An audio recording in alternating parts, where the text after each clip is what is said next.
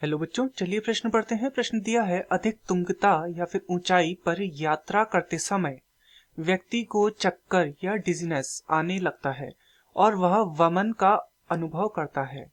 बताएं कि यात्रा के दौरान आंतरकर्ण के किस भाग में गड़बड़ी से ऐसा होता है।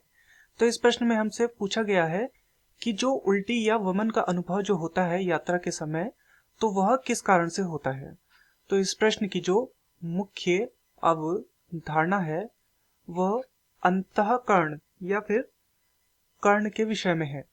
अंतःकरण या कान, इसके बारे में हमें बताना है कि इसके किस भाग में गड़बड़ी होने के कारण उल्टी या डिजीनेस या चक्कर आना, इस तरह की चीजें देखने को मिलती हैं। तो चलिए कर्ण की संरचना को समझते हैं। तो जो कर्ण होता है वो दो प्रकार के कार्य करता है। एक तो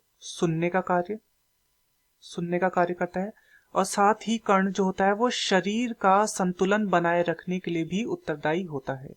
शरीर का संतुलन बनाए रखना। तो इस कर्ण को या कान को तीन भागों में बांटा जाता है, या इसके तीन भाग होते हैं, जो कि है बाह्य कर्ण,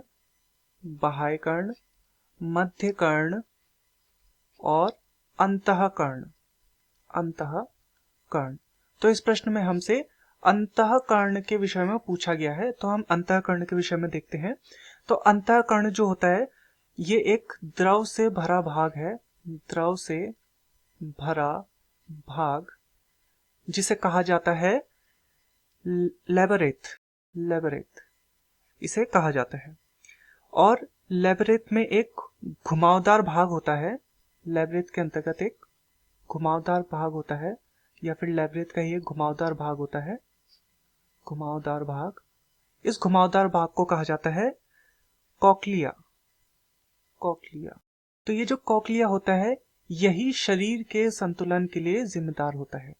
जब यात्रा के समय क्या होता है, अधिक तुंगता या ऊंचाई पर जाने पर व्यक्ति को चक्कर या वमन या उल्टी का अनुभव इस कारण से होता है क्योंकि ये जो द्रव से भरा भाग है ये असंतुलित हो जाता है, जिस कारण से शरीर भी क्या होने लगता है, असंतुलित सा महसूस करने लगता है।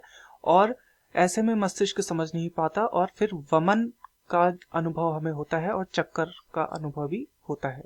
तो ये कॉक्लिया में होने वाली गड़बड़ी के कारण ऐसा होता है। तो इस प्रश्न में हमसे पूछा गया था कि अंतःकरण के किस भाग में गड़बड़ी से ऐसा होता है, तो कॉक्लिया में गड़बड़ी के कारण ऐसा होता है। मैं आशा करता हूं आपकी यह समझ में आया होगा। धन्यवाद।